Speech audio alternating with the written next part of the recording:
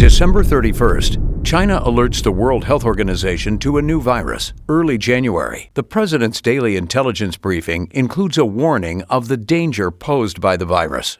January 21st, the U.S. confirms its first case in Washington state. January 22nd, asked if his administration is worried about the coronavirus, Trump says, "We have it totally under control. It's one person coming in from China." January 23rd, the Chinese city of Wuhan, population 11 million, is locked down. January 30th, the WHO declares a public health emergency of international concern. Trump tells a crowd in Michigan, "We think it's going to have a very good ending for us." February 1st, Trump plays golf. February 5th, German scientists have produced an effective test for coronavirus, which the WHO is now rolling out across the world. But the Trump administration refuses to use the test, instead developing its own. It now sends its testing kits to a network of about 100 American public health laboratories. But the administration's test does not work, meaning for several weeks, authorities cannot get an accurate picture of how far and fast the disease is spreading. February 6th, the first American dies of COVID-19.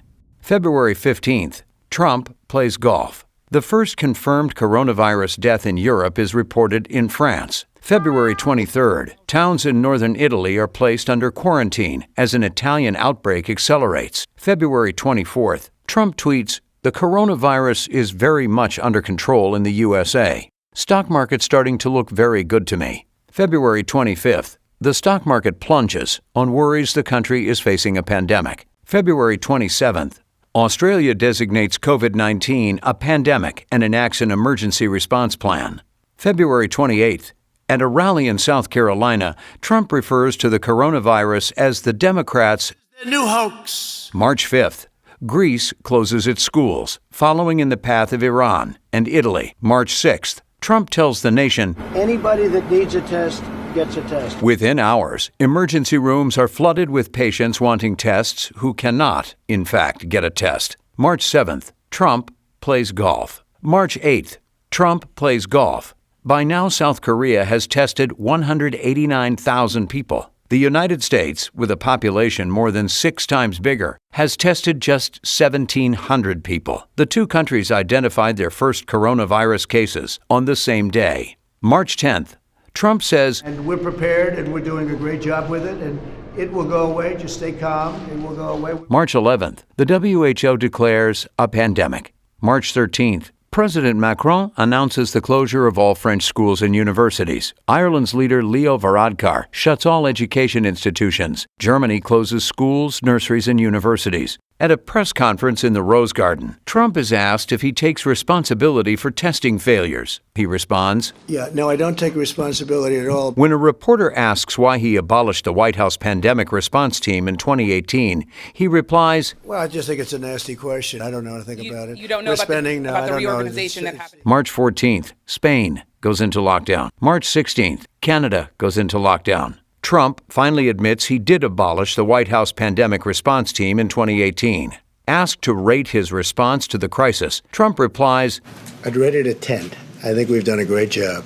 March 17th, France goes into lockdown. March 19th, Trump admits he knew COVID was a serious threat to Americans but decided to mislead them. In conversation with journalist Bob Woodward, Trump says of the virus, "I wanted to always play it down." China announces 0 new cases. California issues a stay-at-home order. March 20th, New York issues a stay-at-home order. When asked by a reporter, "What do you say to Americans watching right now who are scared?" Trump replies, "I say that you're a terrible reporter. That's what I say." Go ahead. I think it's a very nasty question. March 23rd, the UK goes into lockdown.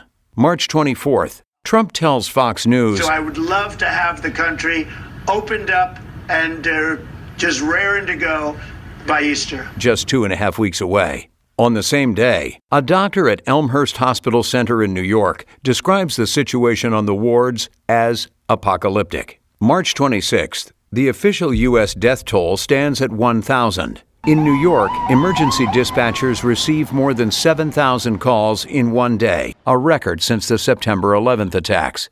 March 27th, a federal stimulus package is passed that includes a $1,200 check for many Americans. But this being an election year, Trump insists that the checks bear his signature, delaying their arrival at the homes of many desperate Americans. By now, Trump is feuding with governors pleading for help, sometimes refusing to return their calls. I want them to be appreciative, Trump says. If they don't treat you right, I don't call. March 28th. The official death toll now stands at 2,000. It has doubled in just 2 days. March 29th, Trump suggests a shortage of respirator masks is because frontline nurses are stealing them. Where are the masks going? Are they going out the back door? He also tweets a boast about the TV ratings his daily coronavirus briefings are getting. April 3rd, the CDC recommends all Americans wear face masks in public.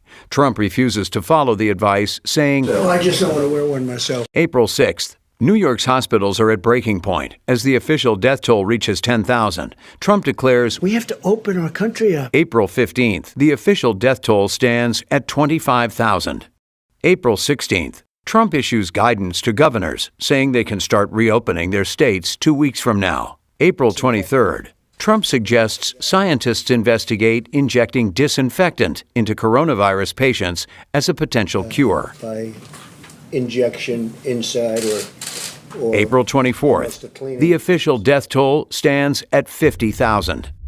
April 28th, at Trump's urging, multiple states are starting to lift their stay-at-home restrictions, despite none of them meeting the federal criteria for opening up. Trump says of the virus, But I think what happens is it's going to go away. This is going to go away. April 29th, dozens of decomposing bodies are found in trucks at a Brooklyn funeral home. The funeral home director says he used the trucks for storage after he ran out of space in his chapel. Bodies are coming out of our ears, he says. April 30th, Trump allows federal stay-at-home guidelines to expire. May 8th, the U.S. is the world leader in responding to COVID-19, says Trump. On the same day, a huge disaster morgue opens in New York with over 50 refrigerated trucks parked on Brooklyn's 39th Street Pier. May 23rd, Trump plays golf. May 24th, Trump plays golf. May 27th, the official death toll now stands at 100,000. June 5th, Trump visits a factory in Maine, which manufactures sterile cotton swabs for COVID-19 tests. The entire day's worth of swabs has to be tossed out due to the president's refusal to wear a mask on the factory floor. June 21st, Trump plays golf. June 24th, Trump's insistence on reopening before it was safe to do so is resulting in a surge of infections across southern and western states. June 27th, Trump plays golf. June 28th, Trump plays golf. July 3rd, Trump plays golf. July 5th, Trump plays golf. July 11th, Trump plays golf. July 12th, Florida registers over 15,000 new infections in a single day, a record. July 16th, the U.S. records 75,000 new cases in a single day. The virus is surging across the country. July 18th, Trump plays golf. July 19th, commenting on the staggering death toll, Trump tells Fox News, It is what it is. He then plays golf. July 25th, Trump plays golf. August 1st, the official death toll now stands at 150,000. Trump plays golf. August 2nd, Trump plays golf. August 7th, Trump plays golf. August 15th, Trump plays golf. August 22nd, Trump plays golf. August 23rd, Trump plays golf. August 30th, Trump plays golf. September 5th, Trump plays golf. September 6th, Trump plays golf. September 20th, Trump plays golf. September 21st, Trump again downplays the risk of COVID-19, telling a rally in Ohio, It affects virtually nobody. It's an amazing thing. September 22nd, the official death toll now stands at 200,000. 1 in every 1,600 Americans is dead. Even adjusted for population, America's death toll is more than double Canada's, 5 times higher than Germany's, 18 times higher than Australia, and 80 times higher than South Korea. America's death toll is the highest in the world.